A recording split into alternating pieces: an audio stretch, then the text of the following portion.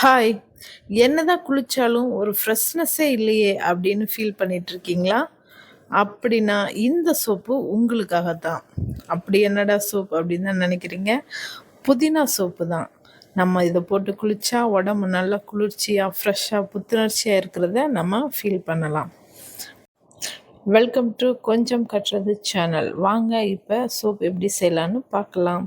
இப்போ புதினா சூப் செய்கிறதுக்கு நான் புதினாவை நல்லா வாஷ் பண்ணி அந்த இலையை மட்டும் கிள்ளி எடுத்து வச்சுருக்கிறேன்.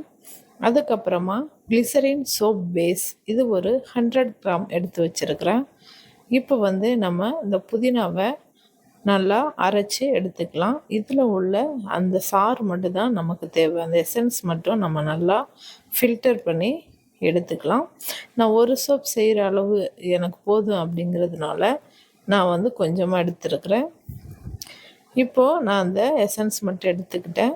அதில் வந்து நம்ம இப்போது ஆலிவ் ஆயில் வந்து ஒரு ஸ்பூன் அளவு அதில் மிக்ஸ் பண்ணி எடுத்து வச்சுக்கலாம்.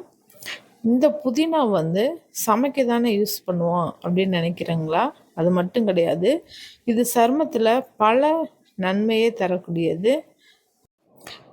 இப்போது கிளிசரின் சோப் பேஸ் எடுத்துக்கலாம். இது வந்து பாராக இருக்கிறதுனால இதை வந்து நம்ம குட்டி குட்டியாக கட் பண்ணி எடுத்துக்கலாம்.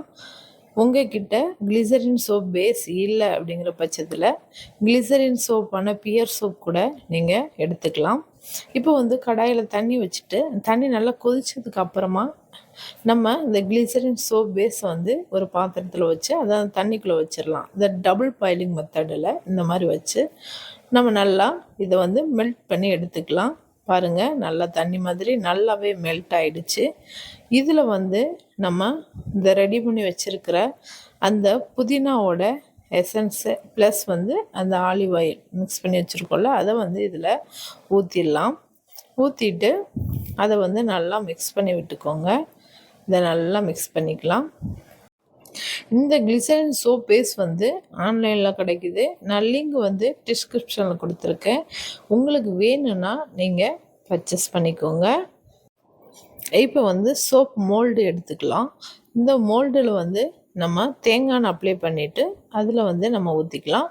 உங்கள்கிட்ட மோல்டு இல்லை அப்படின்னாலும் பிரச்சனை இல்லை.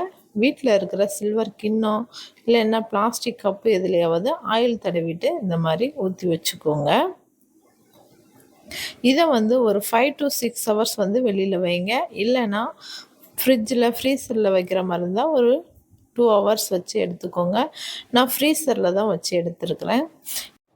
இந்த புதினா சோப் வந்து முகப்பரு வராமல் தடுக்கிறதுக்கும் கரும்புள்ளியை நீக்கிறதுக்கும் கருவளையம் குறைகிறதுக்கும் இந்த சோப் வந்து ஹெல்ப் பண்ணுது. நீங்களும் ரெடி பண்ணி யூஸ் பண்ணி பாருங்கள். இந்த வீடியோ உங்களுக்கு பிடிச்சிருந்தா லைக் பண்ணுங்கள், கமெண்ட் பண்ணுங்கள், ஷேர் பண்ணுங்கள். மறக்காமல் சப்ஸ்கிரைப் பண்ணாதவங்க சப்ஸ்கிரைப் பண்ணிக்கோங்க. தேங்க்யூ ஃபார் வாட்சிங். Bye bye.